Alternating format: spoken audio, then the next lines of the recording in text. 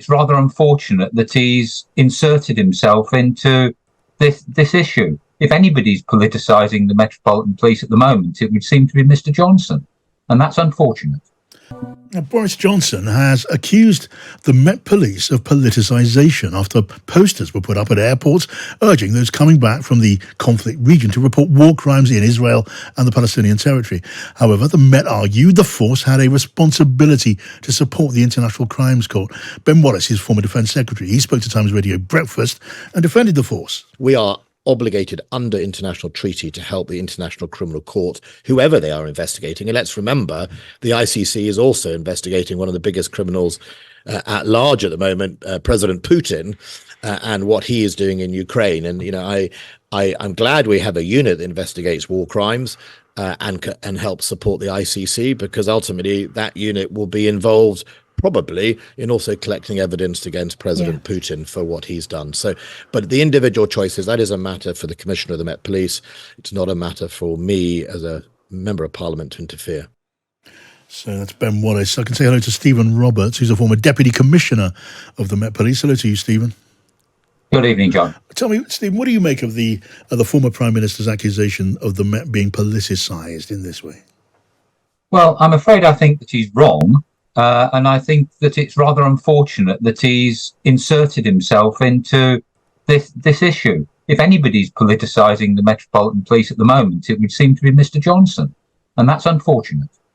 It is a big statement from a former Prime Minister, who's also, by the way, a former Mayor of London, isn't it? Indeed, but there is a very good reason why the police service has an operational independence, and that's because the service, and particularly the Met, quite often has to undertake work which is politically sensitive and which is very often unpopular with powerful people, including powerful politicians. Yes. That sort of independence in order to make sure that the law is enforced is right at the heart of British policing. So can you just explain to us then, what is the relationship between the Met Police and the International Criminal Court, and what are the duties that go with that as a matter of procedure?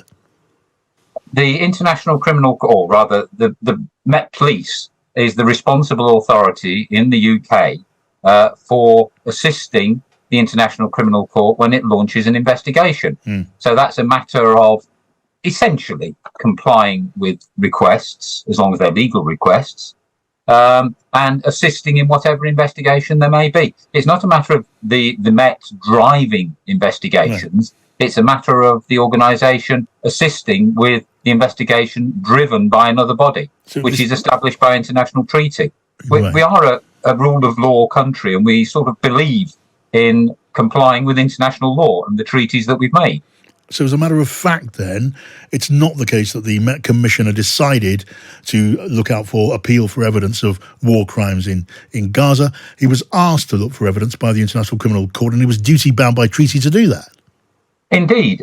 There is a secondary reason as well. There were, I believe, British nationals involved, both in the original attack by Hamas on Israel and indeed on what's happening in the Gaza Strip at the moment.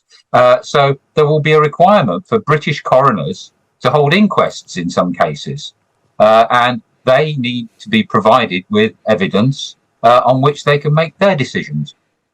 Right. What about, does judgment come into this at all? Because there's been criticism, we talked about Boris Johnson, but others too, who say it's not the business of the Metropolitan Police to go taking action in relation to a foreign war like this one, pointing out that Israel is a friendly ally and so on. To what extent is any of that relevant? It's simply not relevant. We comply with international law. We comply with the requests that are made. Provided that those requests are legal. Political aspects of it should not come into the decision of what and how much is done in order to comply with our legal obligations.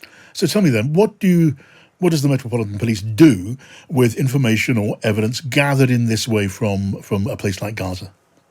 Well, there is the twofold responsibility.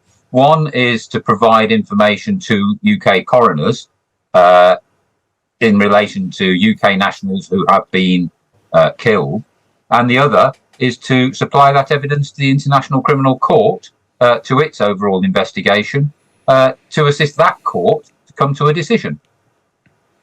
All right, good to talk to you. Thank you so much for joining us, Stephen Roberts, former Commissioner of the Metropolitan Police. But before you go, though, Stephen, let me just put this to you as a matter of principle, for clarity of those who are looking for clarity on this. We know that war crimes can and do occur in any war or conflicts, and it's hard to argue the right should not be, those who are guilty should not be held to account, which some would argue goes for Hamas, or a prescribed terrorist organization, but equally for a country like Israel. The judgment is the same. It's what is done on the ground that matters. Yes, indeed. But that is exactly the situation, very simply. If there is a request under the treaty, then the police service will comply with that request. May I just correct you on one thing, John? I never was the Commissioner of the Metropolitan Police, nor was I Deputy Commissioner. I was one rank below that. No, I think no doubt you would have been a great Commissioner, but I think in defence, I think I did point out you were the Deputy, not the Commissioner. But Stephen Roberts, always good to have you with us. Thank you.